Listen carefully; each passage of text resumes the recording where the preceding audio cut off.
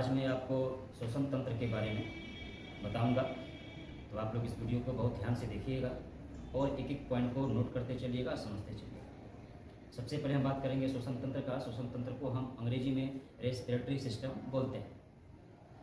श्वसन तंत्र है क्या, सबसे पहली बात ये देखिए। यहाँ पर बात होगी जो हम सांस लेते हैं, ऑक्सीजन तो रहता नहीं है, ऑक्सीजन के साथ नाइट्रोजन भी रहेगा, इसके कार्बन डाइऑक्साइड भी रहेगा जो हम सांस लेते हैं।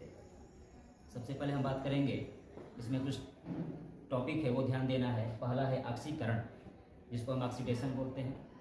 ऑक्सीकरण जो होता है वो केमिस्ट्री में भी होता है, ठीक है। वो अभिक्रिया होता है, जैसे मतलब ऑक्सीजन के साथ यदि क्रिया होगा तो वह ऑक्सीकरण कहलाता है। जैसे मान लीजिए कोई भी लोहा का धातु रखा हो, तो नमी के मौसम में जब बारिश वारिश होती है उस समय उसमें जंग लगता है, ठीक है। तो जो आयरन होता है वो ऑक्सीजन के साथ अभिक्रिया कर लेता है तो जंग लगता है। वह जंग लगना जो जंग लगता है वो क्या है, ऑक्सीडेशन होता है, ऑक्सीकरण होता है। उसी प्रकार हमारे शरीर में भी ऑक्सीकरण क्रिया है। वो क्या है कि जब हम जो सांस लेते हैं, ऑक्सीजन जो हमारा है वो ऑक्सीजन जब हमारे रक्त के साथ मिलता है तो वहाँ भी एक ऑक्सीकरण की क्रिया होती है, ठीक है। अब आइए ऊर्जा तथा ऊष्मा। ऊर्जा और ऊष्मा वो हमारे शरीर के अंदर क्या है। जैसे जब हमारे शरीर में रक्त प्रवाह जब तक होता रहता है तो हमारे शरीर को ऊर्जा, और हमारा शरीर क्या रहता है, गर्म रहता है।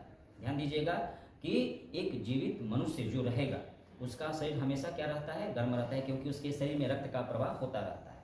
और किसी भी अगर कोई व्यक्ति मर जाता है तो उसका शरीर ठंडा हो जाता है। इसका कारण क्या है कि उसका शरीर में जो रक्त का प्रवाह है वह क्या हो जाता है, रुक जाता है। ऑक्सीजन का प्रवाह है वह क्या होता है, रुक जाता है, शीतलन हो जाता है, इसलिए उसका शरीर क्या हो जाता है, ठंडा हो जाता है। लेकिन एक जीवित जो व्यक्ति है उसका शरीर हमेशा गर्म रहेगा, क्योंकि उसके शरीर में जो ऑक्सीजन है, रक्त जो है वो हमेशा प्रवाहित। इसी में एक टॉपिक है अपचाई। अपचाई को हम बोलते हैं कैटाबोलिक। एक छोटा सा टॉपिक है ये, इसके बारे में आपको आगे बताया जाएगा। अपचाई जो सिस्टम है वह, उसको अंग्रेजी में कैटाबोलिक बोलते हैं। तोड़ने की प्रक्रिया, किसी चीज को तोड़ने को हम बोलते हैं कैटाबोलिक, और किसी चीज को जोड़ना होता है उसको बोलते हैं एनाबोलिक। मतलब जिस रास्ते से हम सांस लेते हैं, पहले हम क्या जानते थे कि हम नाक और मुंह से ही सांस लेते हैं। नाक बंद कर दिए तो मुंह से सांस लेना होता है, तो आमतौर पर हम यही जानते हैं कि सांस लेने का रास्ता कौन है, नाक और मुंह। लेकिन यह सांस जो श्वसन अंग है, यह श्वसन अंग नहीं होता है। यह सांस लेने का क्या है, ध्यान दीजिएगा। श्वसन अंग में स्तनधारियों के लिए, जो हम लोग हैं, ठीक है, स्तनधारी समझते हो ना, ये पीछे वाला टॉपिक में आपको बताएगा स्तनधारी है क्या। स्तनधारी जो सांस लेते हैं, जो उनका जो श्वसन अंग है वो क्या है, फेफड़ा है, लंग्स है। तो श्वसन अंग जो होता है वह स्तनधारियों के लिए लंग्स होता है, फेफड़ा। कीट के लिए जो कीट पतंगे होते हैं, जो कीट पतंगे जो देखते हो घरों में सब, और कीट समझते हो, कीड़ा मकोड़ा जो होता है जो रात में उड़ते रहते हैं, वो होते हैं, उनका जो श्वसन अंग है वो होता है श्वास नली। ये क्या है आपका, श्वास नली। उनके पास श्वास नली होता है, उससे क्या लेते हैं, वो सांस लेते हैं। उसको हम अंग्रेजी में क्या बोलते हैं, ट्रेकिया बोलते हैं। अब ये जलीय जीव। अब जो जलीय, जो जल में रहने वाले जो जीव हैं, वो जो उनका जो श्वसन अंग होता है वो क्या होता है, गिल्स। अंग्रेजी में गिल्स बोलते हैं, हिंदी में प्लूम बोलते हैं, और हम अपनी भाषा में गल्फर बोलते हैं। ये जो होता है ना, ये वाला पोजीशन, ये गल्फर होता है। क्या होता है, गल्फर, यहाँ से। तो जलीय जीव जो होते हैं वह गिल्स, नाम उसका प्लूम, और हम उर्दू भाषा में उसको क्या बोलते हैं, गल्फर बोलते हैं। ज़्यादातर हम लोग उसी का नाम लेते हैं, गल्फर को। तो वो किससे सांस लेते हैं, गिल्स, प्लूम या गल्फर, तीनों एक ही जीव। अब आइए कौन, जलीय जीव। अब आइए मेढक की बात करते हैं। जो मेढक होता है वह मेढक जल में भी रहता है, जमीन पर भी रहता है, और जमीन के अंदर भी रहता है। बरसात के मौसम में जब पानी खत्म हो जाएगा तो आपने देखा होगा जमीन के अंदर चले जाते हैं। कुछ पीले पीले मेढक होते हैं, कुछ ब्लैक मेढक होते हैं, आपने देखा होगा। तो जमीन के अंदर जाने पर उनके त्वचा का रंग क्या हो जाता है, बदल जाता है। तो इस स्थिति में उनका श्वसन अंग कौन सा काम करता है, यह आपको ध्यान देना है। तो जब मेढक जमीन पर रहेगा, ठीक है, तो वो अपने फेफड़े से सांस लेता है। उसका श्वसन अंग क्या होता है, फेफड़ा। कब, जब जमीन पर रहेगा तब। जब जमीन के अंदर चला जाएगा, जब जमीन के अंदर चला जाएगा तब वो जो सांस लेगा वह त्वचा से लेगा। जमीन के अंदर भूमिगत दिखा है, ठीक है। तो भूमिगत स्थिति में जब रहेगा तो वह अपनी जो श्वसन उसका अंग होगा, वो श्वसन अंग क्या होगा, त्वचा होगा। इस स्थिति को हम निष्क्रिय अवस्था बोलते हैं। कौन सी अवस्था बोलते हैं, निष्क्रिय अवस्था का। ये नाम है टेडपोल का, ठीक है। जो टेडपोल आपने देखा होगा बचपन में, हम लोग जब मछली से मारते थे तो उस समय उसी नदी तालाबों में एक मछली जैसा, ठीक है, उसका पूंछ होता था, वो मछली जैसा वो दिखाई देता था, लेकिन वास्तव में वो क्या था, जब बड़ा होता था तो क्या था, वो कैसा होता है, मछली जैसा, उसको बोलते हैं टेडपोल बोलते हैं। ठीक है, देखिए मछली जैसा दिखाई देगा, टेडपोल जो मेढक का जो वो टेडपोल कहलाता है। यह जो सांस लेगा इसका जो श्वसन अंग क्या होगा, वो गल्फर होगा। ठीक है, ये छोटे छोटे टॉपिक आप ध्यान देना, यह बहुत ही महत्वपूर्ण है। यह जो श्वसन तंत्र है आप इसका स्क्रीनशॉट ले लीजिए, इसको आप लिख सकते हैं। इसके आगे देखिए कुछ और बातें अभी बताना है आपको, तो पहले आप इसका स्क्रीनशॉट ले लीजिए। क्या नाम है, श्वासोच्छ्वास बोलते हैं, थोड़ा सा अंग्रेजी में इसको क्या बोलेंगे, ब्रीथिंग बोलेंगे। आप इसको ब्रीथिंग ही समझिएगा, ध्यान दीजिए। ब्रीथिंग है क्या, सांस लेना और सांस छोड़ना, यही ब्रीथिंग है। सांस लेना और सांस छोड़ना, सांस ले रहे हैं और सांस छोड़ रहे हैं, इस पूरे सिस्टम को हम क्या बोलते हैं, ब्रीथिंग बोलते हैं। हिंदी में क्या बोलते हैं, श्वासोच्छ्वास। ठीक है, आप ये समझिएगा, ये ध्यान देना है। इसके दो हमने भाग कर दिए हैं आपको समझने के लिए। क्या है, सांस अंदर लेना, सांस अंदर लेना, सांस बाहर छोड़ना।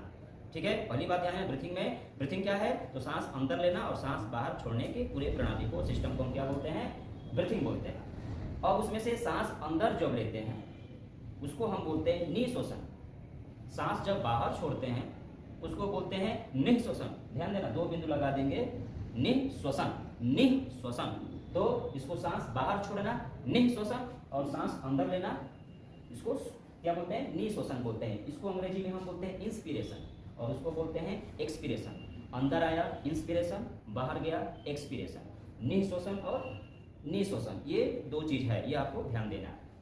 अब आइए, सांस जब हम लेते हैं और सांस छोड़ते हैं, तो ये बताइए इस प्रकृति में जो वायुमंडल में जो भी गैस है सब मिक्स है।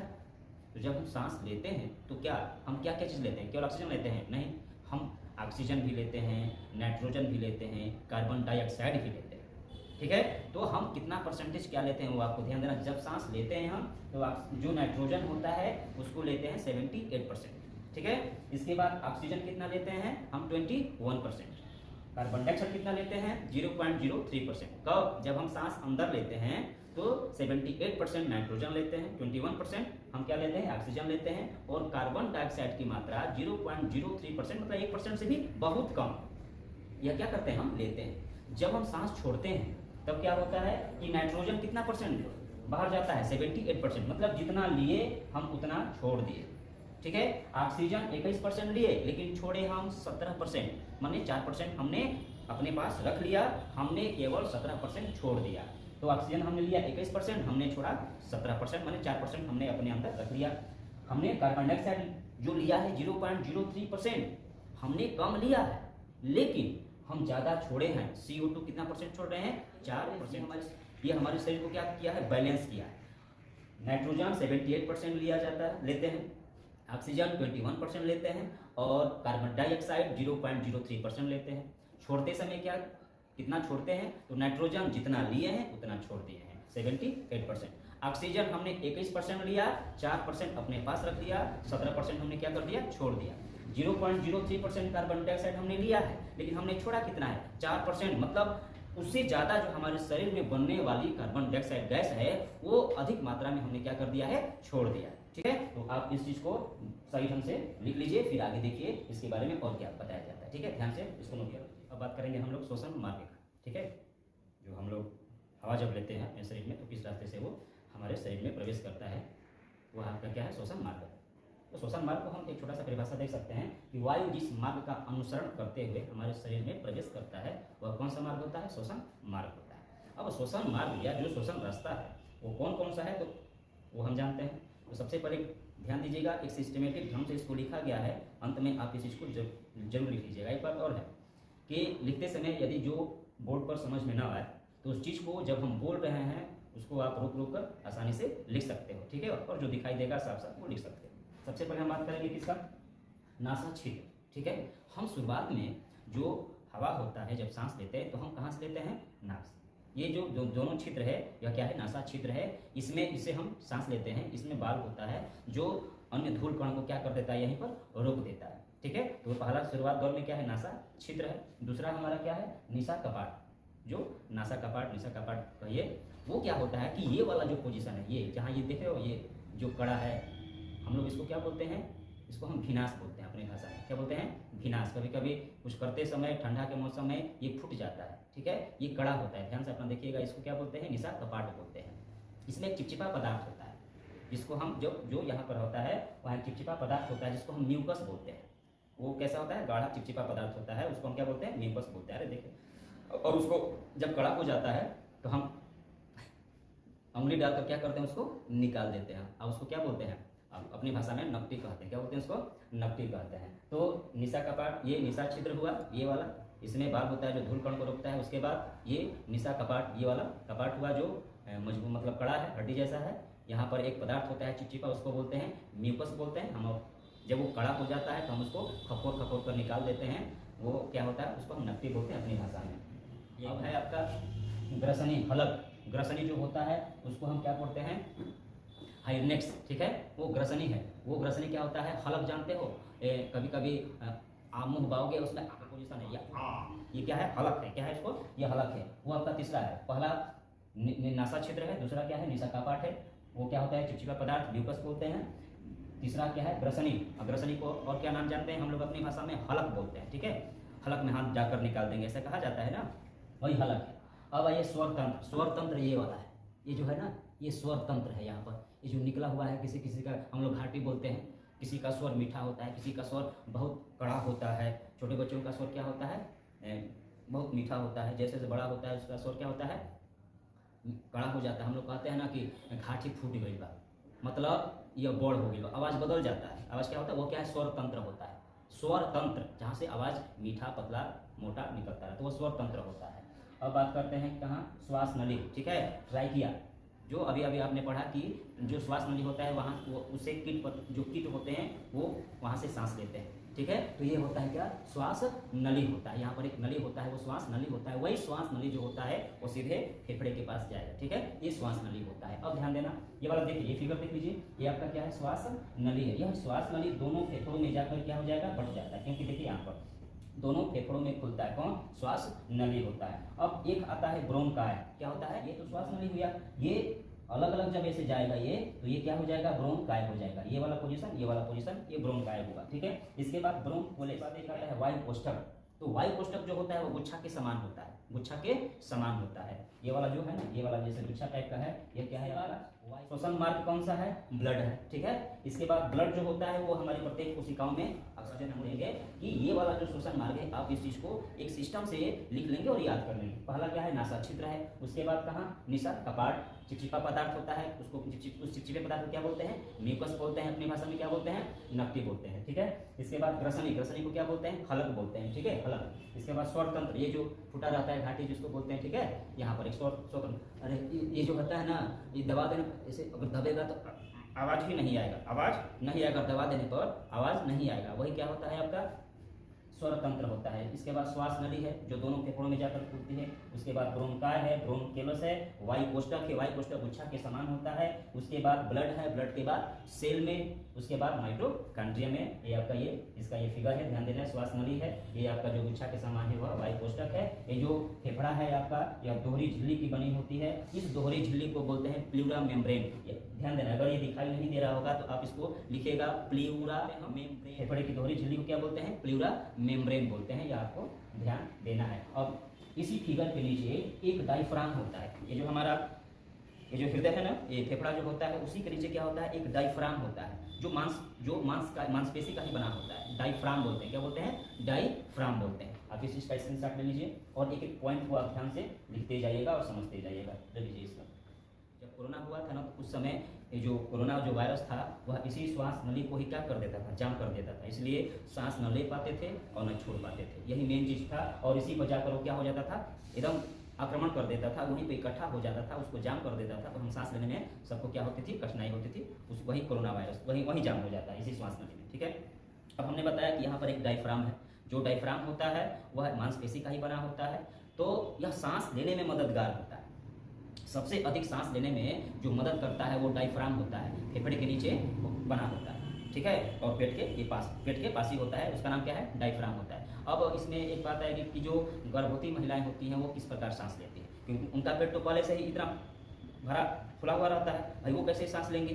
तो वो जो सांस लेती हैं उस समय, जो गर्भवती होंगी वो उस समय जब सांस लेती हैं तो वो पसली से लेती हैं। पसली समझते हो ना, जो पसली होता है वहाँ से वो क्या लेती हैं, सांस लेती हैं। क्योंकि उसका जगह, डायफ्राम का जगह तो पूरा भर गया होता है, वो नहीं ले पाता है। हम लोग कितना ऐसे कभी कभी चोट लग जाता है एकाएक, तो हम लोग, हमारी सांस क्या हो जाए, वही चोटिल हो जाता है। इसलिए कभी कभी सांस लगने पर रुक जाते हैं। तो ये टोटल काम कौन, सबसे अधिक सहायता सांस लेने में मददगार कौन करता है, डायफ्राम करता है। ये बात आपको ध्यान देना पड़ेगा। और गर्भवती महिला जो होती है वो कहाँ से सांस लेती है, पसली से। कहाँ से लेती हैं, पसली, क्योंकि वो जो डायफ्राम होता है उसका जगह वो पहले से ही वो पूरा पेट भर गया होता है, इसलिए वहाँ वो काम, वहाँ पर उतना काम नहीं कर पाता, इसलिए वो वहाँ सांस लेते हैं। किसी किसी का एकाएक कभी कभी गाड़ी से चाहे कभी धक्का लगता है तो ना हाथ टूटा, ना पैर टूटा, ना कपार, कुछ भी नहीं हुआ है, लेकिन फिर भी वो चला गया। तो मेन क्या हुआ है, वो उसका डायफ्राम ही काम करना बंद कर दिया होगा, और डायफ्राम काम करना बंद कर देगा तो सांस नहीं ले पाएगा, इसलिए वो उसने दम तोड़ दिया होगा। कभी कभी कोई छत से गिर जाता है, कहीं सांस रुक जाती है, सांस रुक जाती है, तो क्या होता है, डायफ्राम ही मेन होता है वहाँ सांस लेना में देंगे। जब भी हम सांस लेंगे तो डायफ्राम क्या हो जाएगा, नीचे जाएगा। जब भी हम सांस लेंगे डायफ्राम नीचे जाएगा, और जब भी हम सांस को छोड़ेंगे डायफ्राम ऊपर की तरफ, ऊपर की ओर आएगा। याद रखिएगा, सांस जब लेंगे डायफ्राम कहाँ जाएगा, नीचे, सांस छोड़ेंगे डायफ्राम कहाँ जाएगा, ऊपर जाएगा। यह मेन काम है डायफ्राम का, सांस लेने में और सांस को